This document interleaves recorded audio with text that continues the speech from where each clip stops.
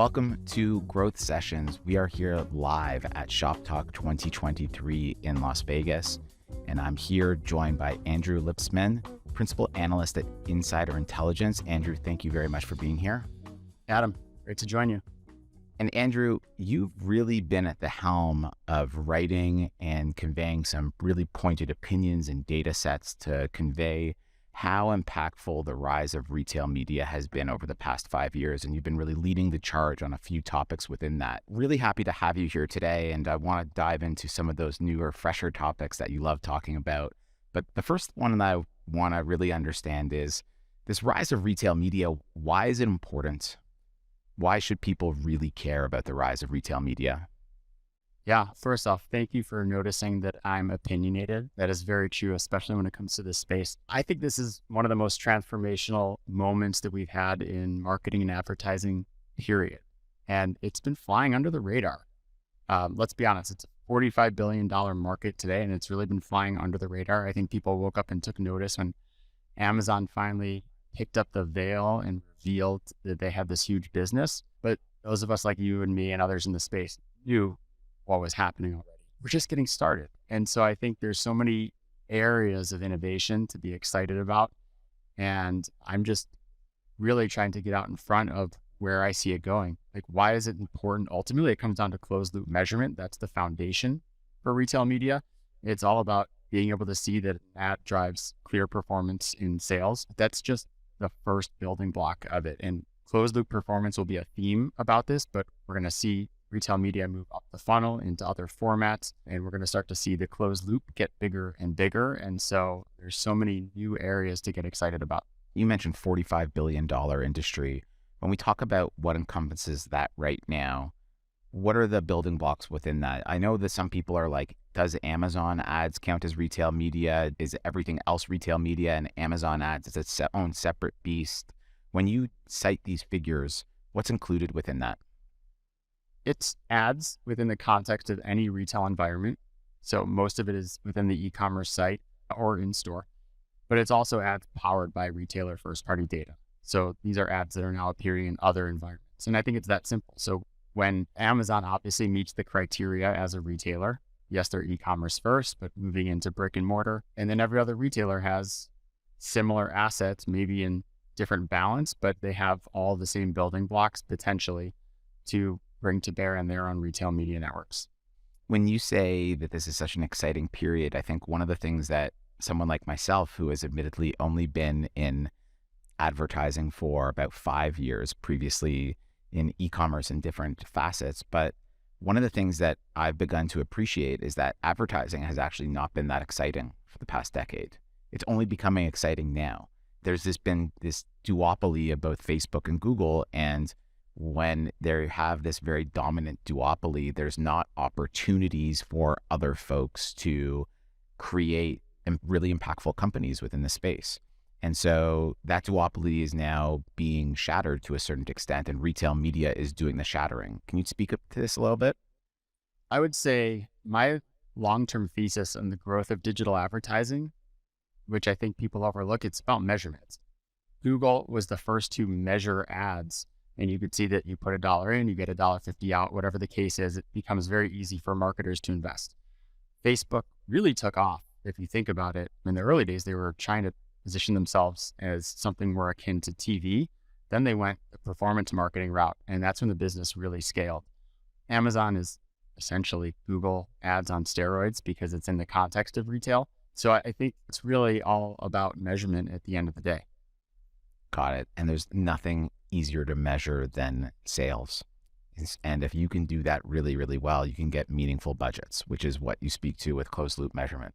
That's the thing, is that people are looking at spreadsheets at the end of the day. And when they can see a clear return on investment, and by the way, it's not always clear. There is a readout that tells you here's what your return on ad spend is, but there's more sophisticated ways to look at it. So there's some nuance to it. But at the end of the day, a lot of those budgets move when they say, oh, I'm getting $4 return on ad spend here and $2 in this environment. Let's pump more money into where I'm getting a $4 ROAS. It shouldn't be a surprise why retail media has performed. You're delivering these ads in a proven form, search in most cases, and then you're seeing that it's driving more sales.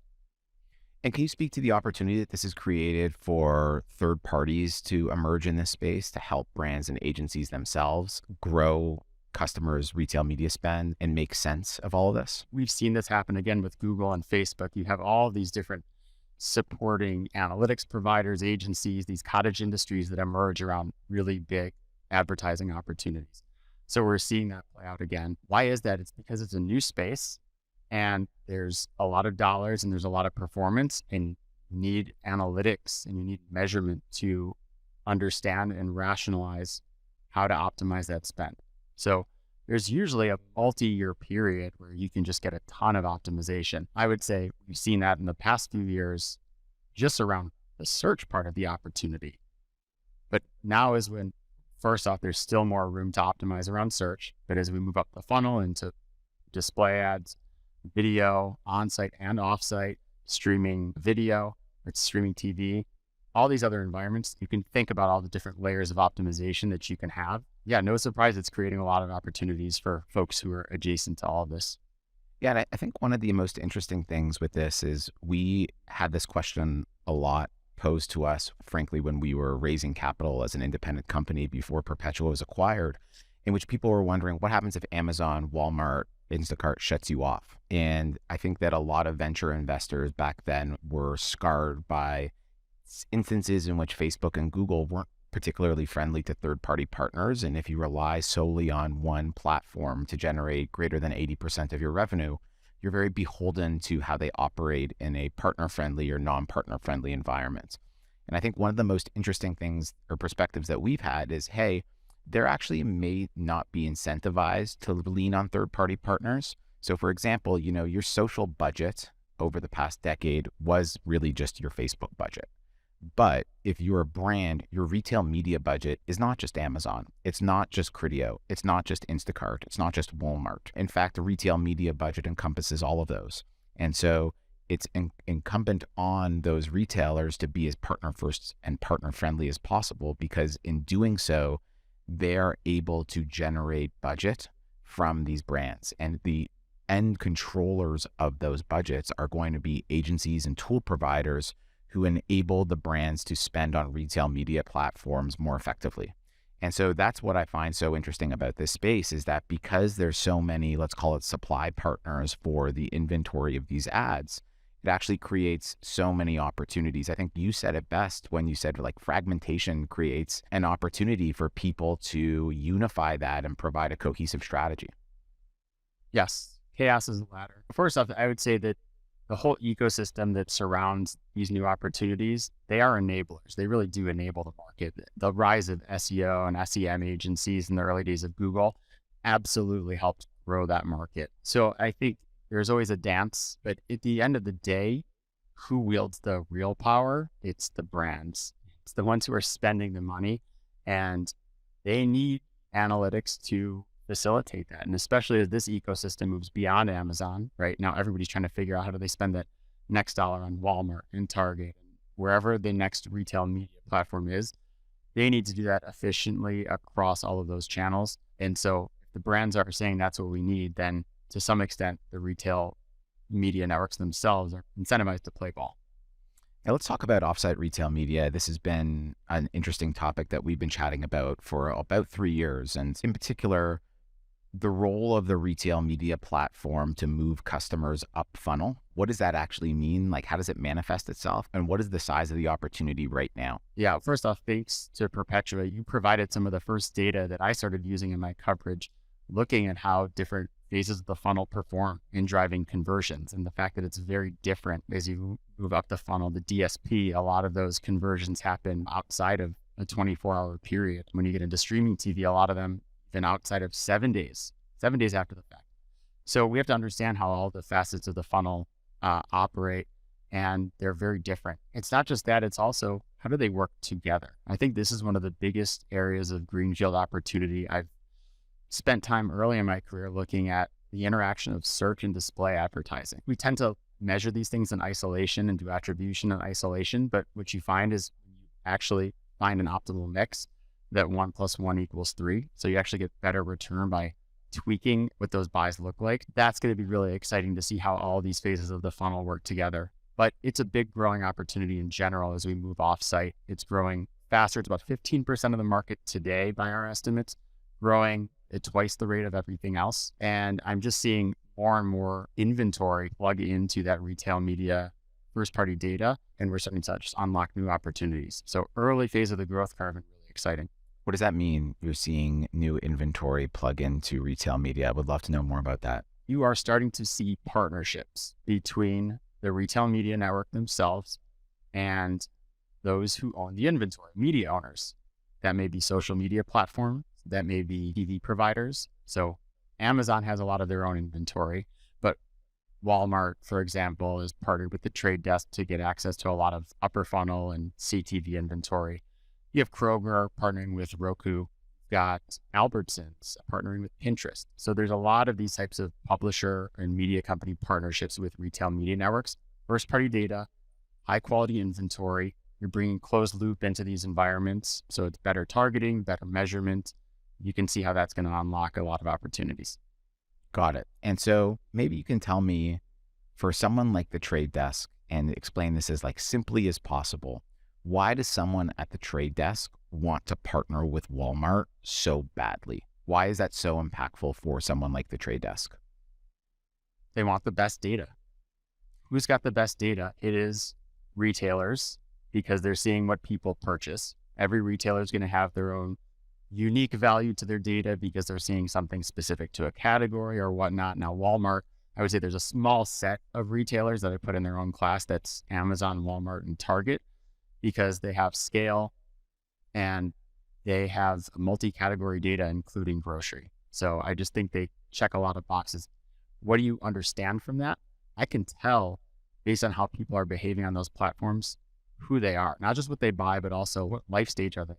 What sort of considerations do they have? So that actually allows them to unlock opportunities for advertisers outside of the endemic categories. So to be a little bit more specific, if you just had a new baby, the things you buy at Walmart or Target are probably going to say very clearly that you are a parent of a new baby. Or maybe they even know that you have other kids and a new baby. Maybe that's the right time to advertise minivans to you, right? So they can start to unlock advertising opportunities from the automotive, or maybe it's a new time that you're buying life insurance, right? So there's financial services advertisers. So it's the quality of the data, and some just have better data than others, and it affords even more opportunities that become a draw for advertisers. Now, the trade desk has a lot of this stuff, but also there's this balancing act. So they can make it easy to enable that Walmart data that maybe it's not always easy for a retail media network by themselves to make available. You mentioned some of them have better data than others. Without saying who in particular, I'm curious to know, what are the building blocks of a good retail media network's data sets? So in an ideal world, if I'm a publisher and I want to partner with a retail media network, and we're now seeing many, many retail media networks emerge over the last little bit, and likely not all of them will have as much adoption as some of the others, and some will be significantly more effective than others.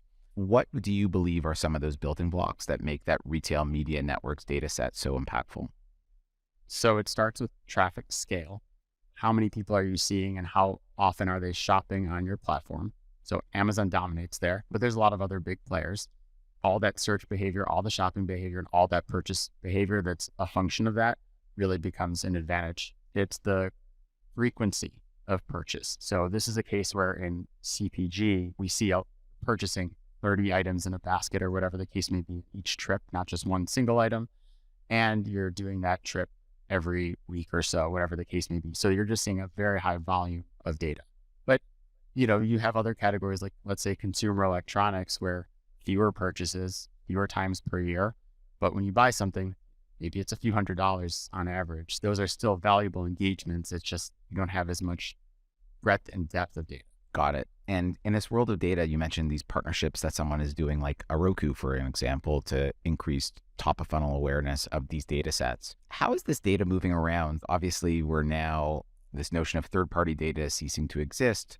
cookies are going to evaporate in the not too distant future. How are these companies talking to one another and exchanging data in a private and secure way? Well, this is probably a question to throw back to you. This is where I usually go above my pay grade and get into the mechanics of all the data, but it's clean rooms and it's onboarding data in a privacy compliant way and putting it in environments where those data can get connected and you can run the analytics to be able to plan, buy, and measure the data as it comes together.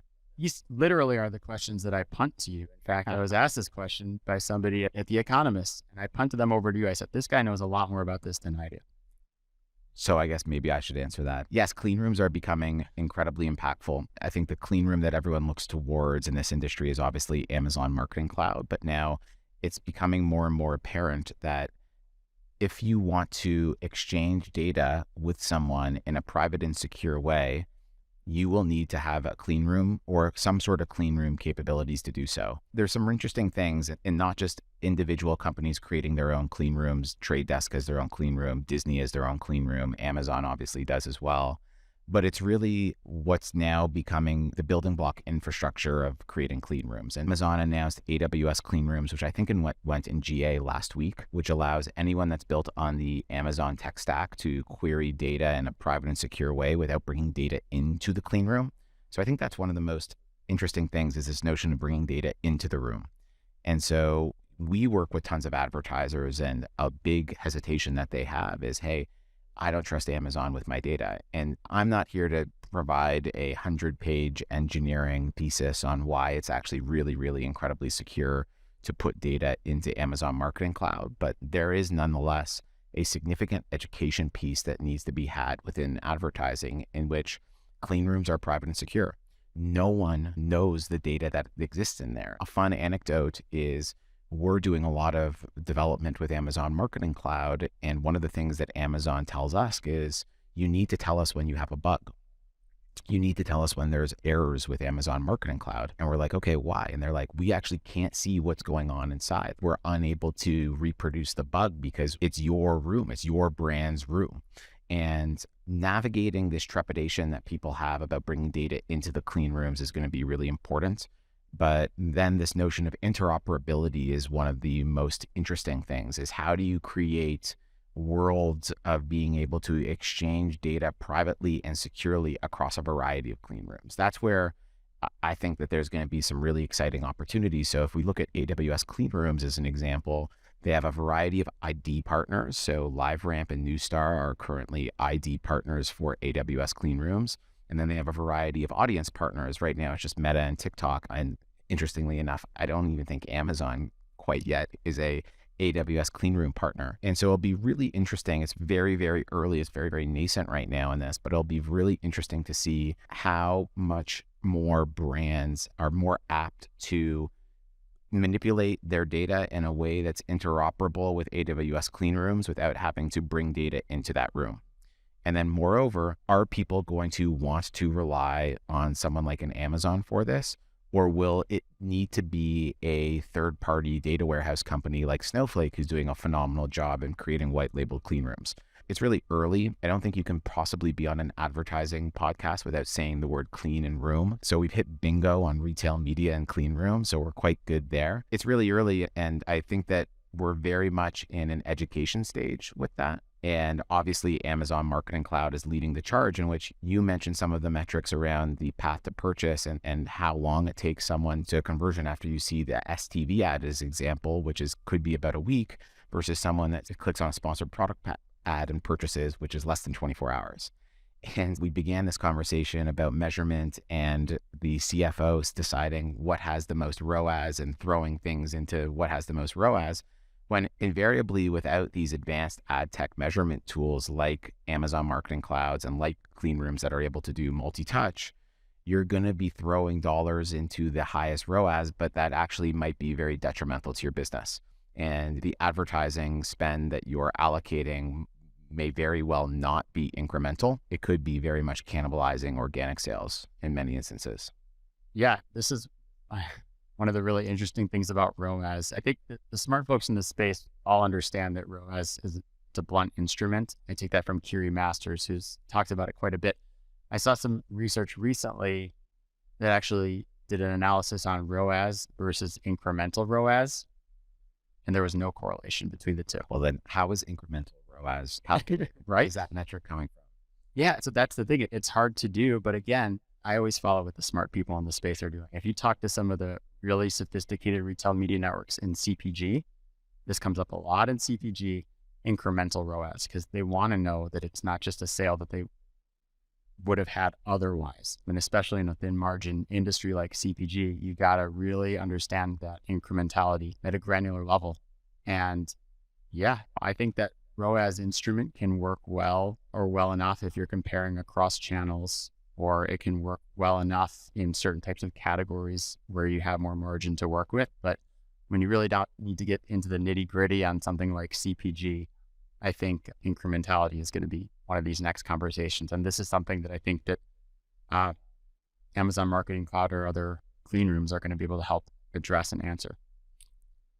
Totally agree. We're in the midst of actually creating a custom metric called incrementality score, but that's not unique to us. I think that every single tool provider or agency that's doing a good job here has some way of communicating incrementality to their end client. I don't think that there's a uniform best practice, but I think all of them are 90% directionally correct, in which it provides a little bit of an understanding of how you would incorporate that potential sale that you were going to get otherwise and where to invest the next dollar of media. One of the things that I think is really exciting, and we've spoken about a little bit, is connected TV opportunities.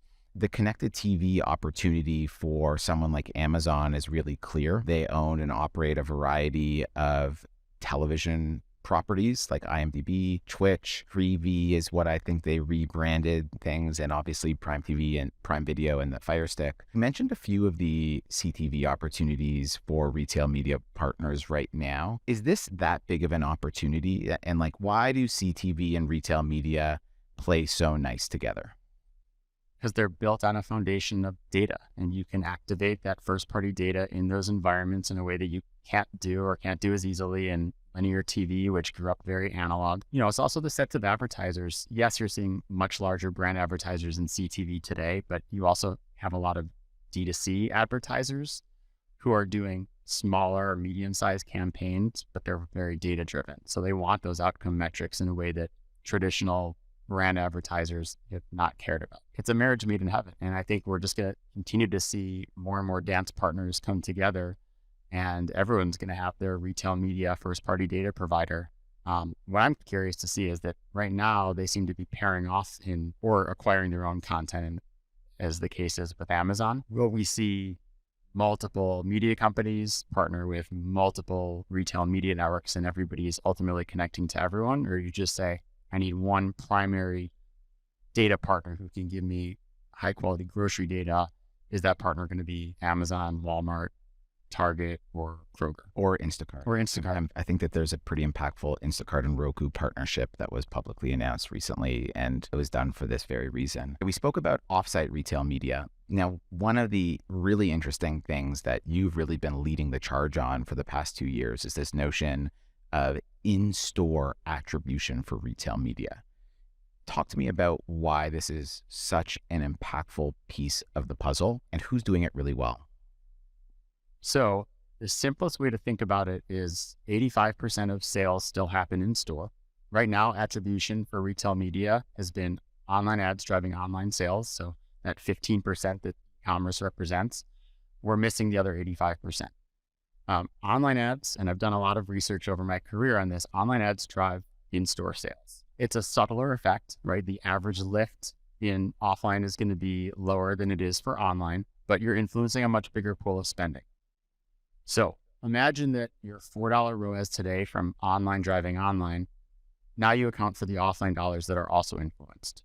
Now that $4 ROAS goes up to $6. It's totally realistic. Actually, Sam's Club just announced that they have offline sales, and they said that they're seeing 30% incremental lift on ROAS by attributing offline sales. So how does that increase in ROAS start to shift budgets? That's a big multiplier force. So it's that simple. And then I said 85% of sales are offline in food and beverage within CPG. That's about 95%. So it leans even more heavily to offline.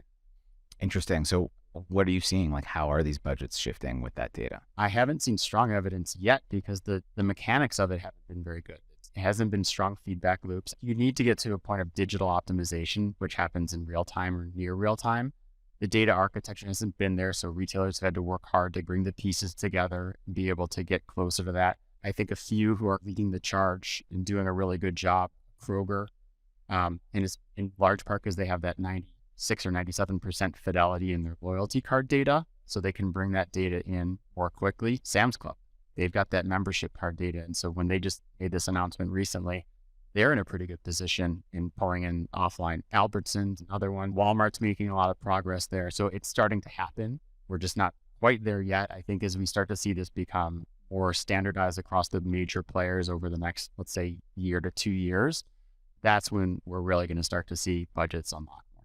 Yeah, I think the most interesting thing in this aspect is it's very challenging for any of these players or retail media partners to compete with Amazon on the caliber of their advertising platform, their e-commerce reach, and the tools that they have available for measurement.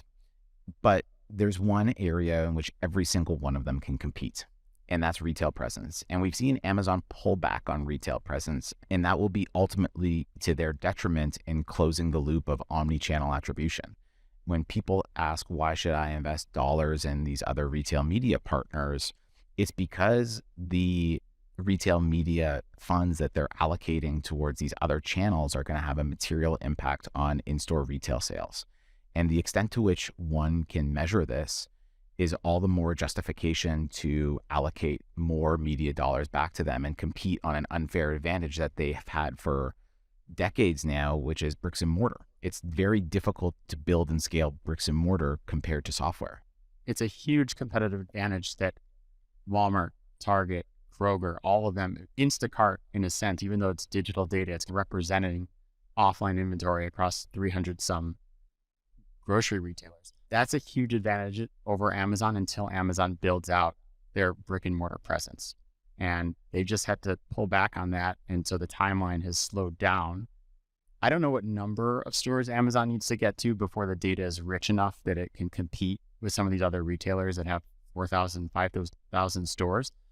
I think Amazon needs to probably get to 500 or so, at least, Amazon Fresh stores to have enough data richness to compete and be able to provide the attribution across both channels that's really valuable. How long does it take them to get there? So there's a couple year period here, at least, where brick and mortar has a big advantage. Yeah, and you're seeing that it's not just, do you have a brick and mortar presence? There's two buckets here, as you alluded. The advantages that one has is the strength of your brick and mortar presence. How many doors do you have? How many people do you have going through those doors? But also the second piece here is your loyalty platform and your loyalty program. How much have you invested in your loyalty program over the past decade or so? And so a good example here is that Walmart has incredible retail reach, but their loyalty program across their customer base is not nearly as ubiquitous as someone like you just mentioned, Kroger or Sam's Club, who someone like Sam's Club, you inherently need to have that loyalty program in place. And it might be very difficult to open up new stores, and everyone's limited to the brick and mortar development that they have. It moves at a lot slower pace. I think what you'll continue to see, and I think that this is why something like the Walmart Plus loyalty program now actually sits within Seth Dallaire, the CRO of Walmart's purview, is because you have to build out that identity piece in order to close the loop across online and offline.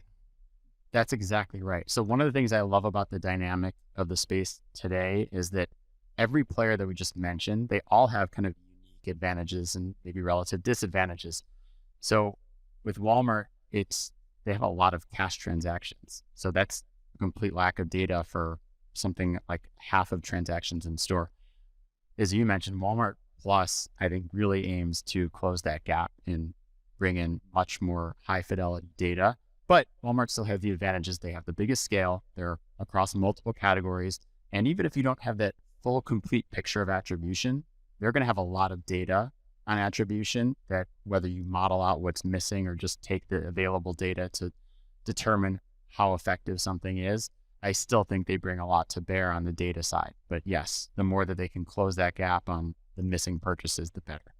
We should start to have baseball cards of retail media platforms. Who's good at what, like where your strengths are. Where Right. Batting average versus OPS versus slugging percentage. Exactly. Exactly. And allocate budgets accordingly based on what strengths matter to you. Another really strong piece that's starting to grow, and again, something that you've really been leading the charge on for quite some time, is this notion of not just in-store attribution, but in-store retail media. What does that actually mean, in-store retail media? It's about digitizing surfaces within the store. And we're seeing more and more of these digitized and using that for digital advertising in store. So the whole notion of retail media is something that's been around for a long time. It's just been a more analog version. So now we can digitize and have high quality, it may not always be high quality, but it should be high quality engagements with different brands.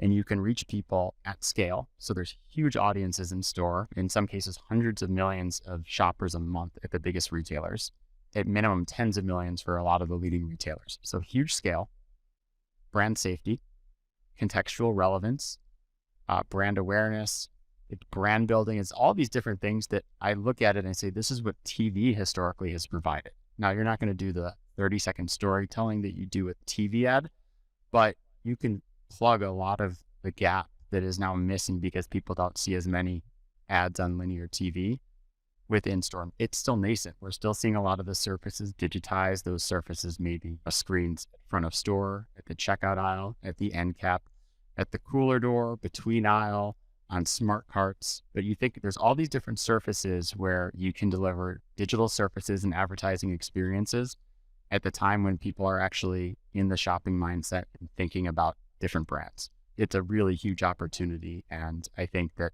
again, we're in the early days. We need to see a few enablers come into play first. Like the screens need to be implemented to make the mechanics of buying and selling easier. The monetization will have to improve, but this is a trajectory that over the next decade is going to become a multi-billion-dollar industry. Getting back to that scorecard, are there any specific retailers that are well positioned to capitalize on this right now? Who's got the footprint? Walmart has the scale, no doubt about that. Over 200 million shoppers a month. Target, over 100 million. It's because they are both huge footprint stores and they have shoppers who are returning every week, sometimes multiple times a week, because they're grocery shopping and shopping for everything else. Grocery in general, Kroger's another one, huge footprint. They'll do very well. But I also say, look at the category leaders, whether it's a Home Depot or a Best Buy. They also have strong footprints and are very relevant for their sets of advertisers and for some non-endemic advertisers. So I think they all can leverage those positions into really strong businesses. This brings me back to one, I think, the most prescient sci-fi movies of my lifetime, which is Minority Report. I don't know if you remember when Tom Cruise's character was walking through the mall, and as he was walking through the mall, ads would literally be talking to him once they were able to identify him. And we're getting towards that reality more and more, and in-store retail media will be the first of that. Hopefully not. This is where I'm going to go against the grain. And as we talked about in the beginning, I'm opinionated about these things. There is a tension between in-store ads and customer experience.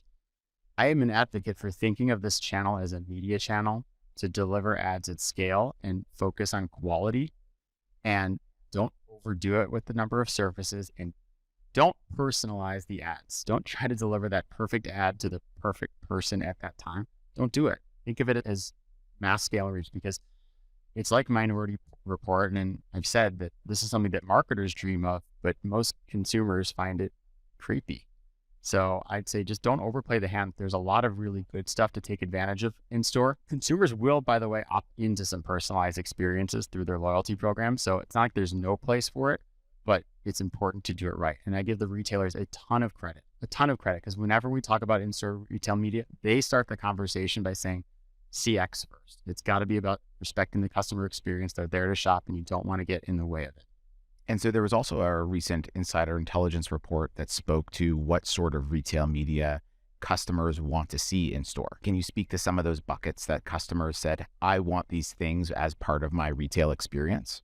Yes. So the first one is discounts and deals. Consumers always want that, especially they always want it for less. Fine. That's a given. But after that, they were saying they want unique and compelling creative. They wanted to see ads for things that are new and novel, products and brands. So they actually do want these ads. I think it was like 8% of people are basically, I don't want these ads at all.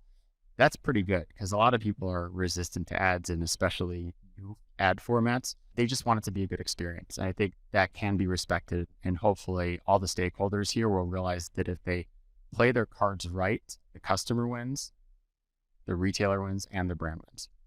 To speak to the reach of this, one of the other pieces in the insider intelligence piece that I noted was for many of these retailers, their in-store reach is actually significantly larger than their online reach. So it would behoove them to pursue this opportunity given the feet that they have going through their store on any given time. And we spoke to the advantages that they have. This is it. The feet going into the store is their massive advantage. It's a scale argument, right? Traffic scale online is what's driven the retail media market today. And what I'm trying to say is your traffic scale in store is even bigger. So we looked at about 13 large brick and mortar retailers, and the in-store audience for 11 out of the 13 was larger.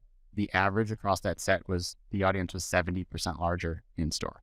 So that's a lot of scale. So if you think about the fact that retail media is a $45 billion business today, and that skews extremely heavily to online, what does that tell you about the opportunity for offline if that's 70% bigger? So let's say this is a $45 billion industry today. Most of it lies with on-site sponsored ads, which are pay-per-click ads that occur on search and product detail pages. The rest of the bucket is probably, I don't know, what percentage is Amazon DSP relative to all of the other off-site display offerings. I would probably say close to 80%. Do you think that's fair?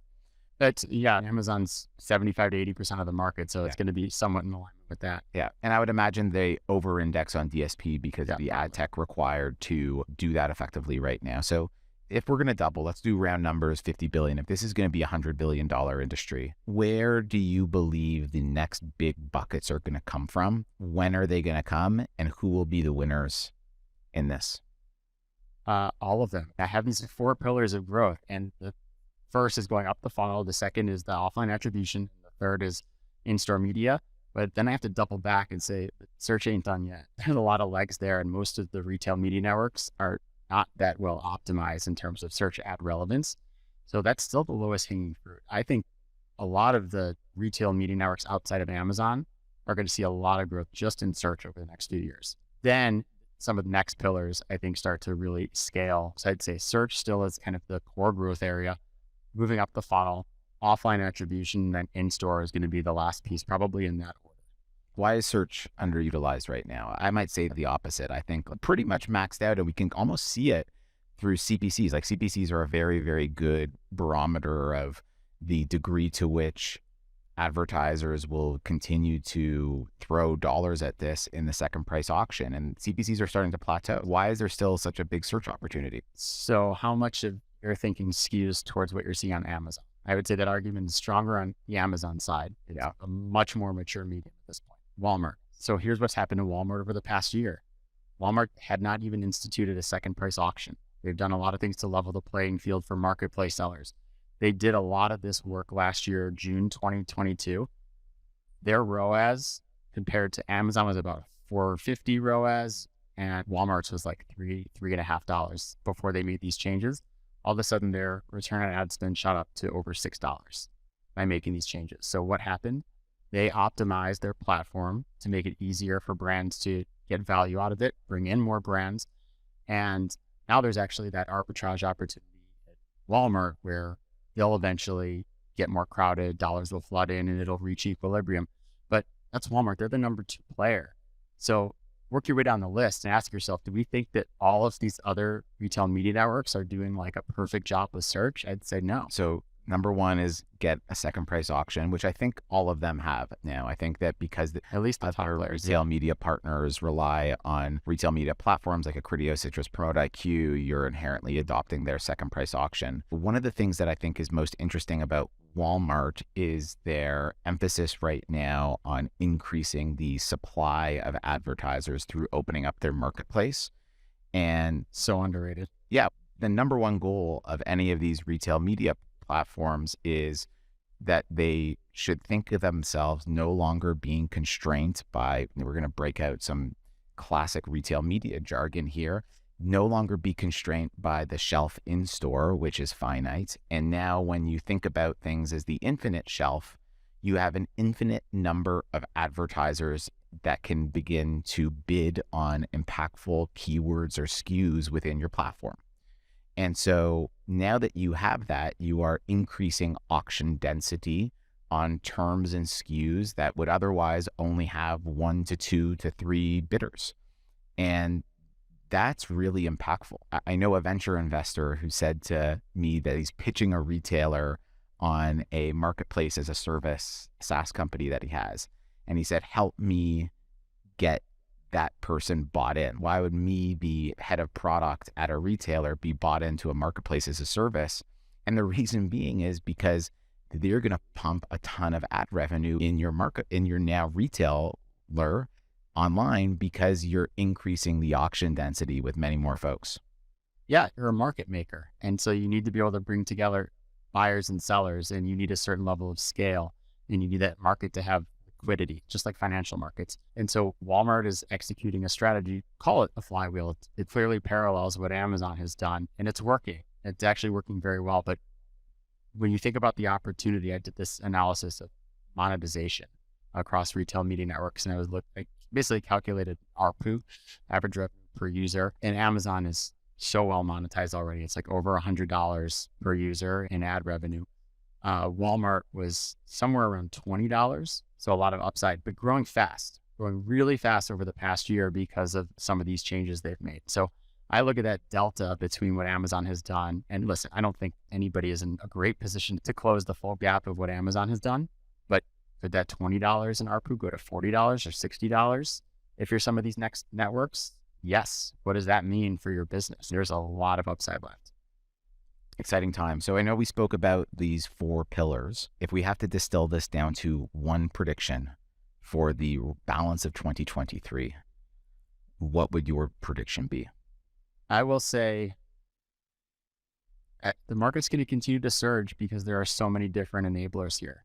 I don't even know if this is going against the grain, because to me, this feels very obvious, but like at a time when ad markets in general are getting a little bit softer, now that retail media has gotten hyped, you have some people who want to tear it down and say that we're over the hype cycle, and this is when we have the shakeout, and they're going to use examples of some retail media networks that fail. We just had Gap Media Network, or whatever it was called, fail the other day. We're going to have some of that shakeout. That's okay. It doesn't change the direction of the market or my conviction around why it's going to continue to grow, because there are huge growth enablers that are still in really the early phases of their growth trajectory. Exciting. Andrew, did I cop out on that prediction? Yeah. You're asking me to distill it all. It's all of these things.